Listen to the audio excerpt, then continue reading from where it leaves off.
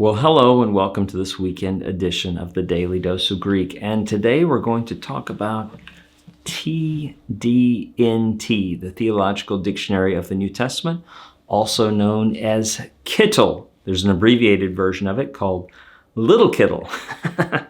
So this is edited by Gerhard Kittel. You probably know, many of you may know, this was originally in German and translated into English. You may even be one of those people that was going to seminary decades ago as it was coming out volume by volume. I recently talked with a retired pastor. He said, oh yeah, I was excited. I got that. I think he paid $250. I said, well, you can get it now on sale at Christian Books for $100, the whole series.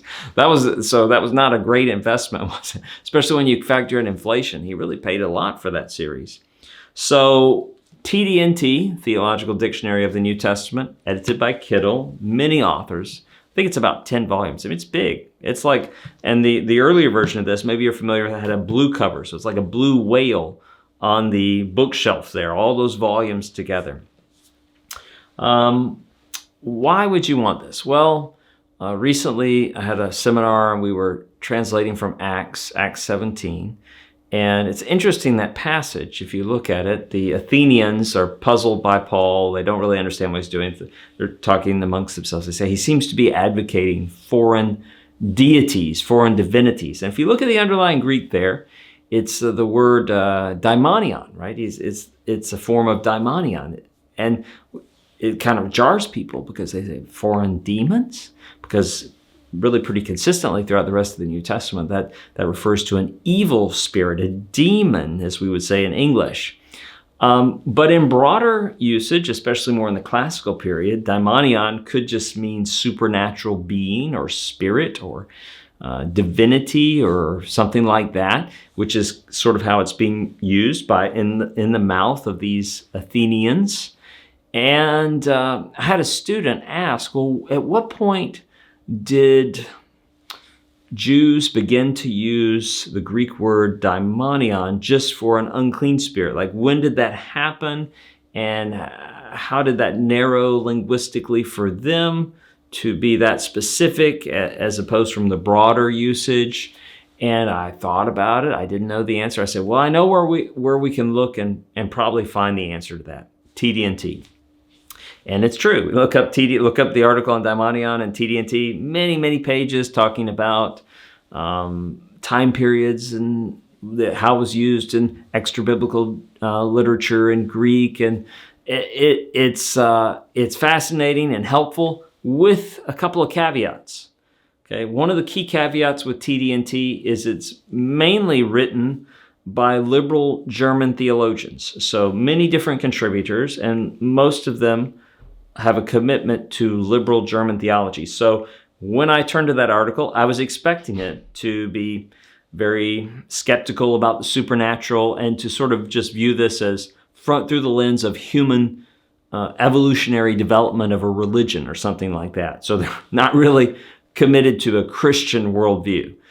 At the same time, you can sometimes find some helpful linguistic and historical information if you are alert to those biases. Okay, so I wouldn't give this to like a 7th grader doing their report on demons. That would be very confusing to them, some 7th grader in a Christian school.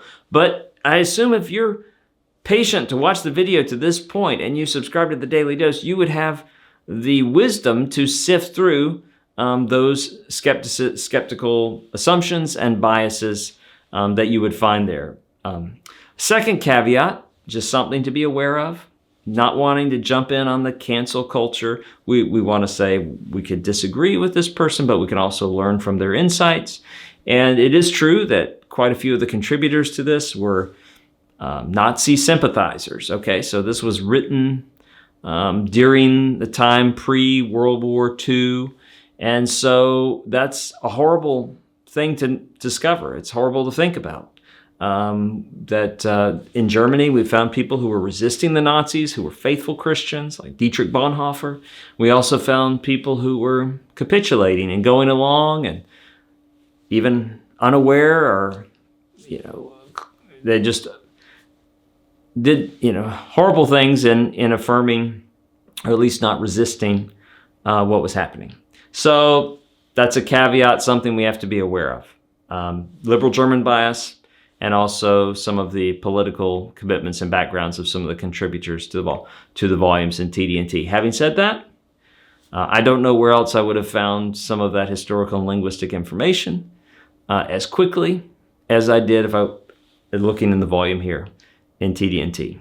I hope that gives you some background. Again, it seems to me every 6 months you can find a sale on this at Christian Books, christianbooks.com. They'll sell the whole set for $100 or $125 or something like that. So it's you can get it very cheap. And of course, Bible software programs like Logos, you can get it in digital copy very inexpensively too. All right. Good to visit with you this Saturday. Hope to see you again soon.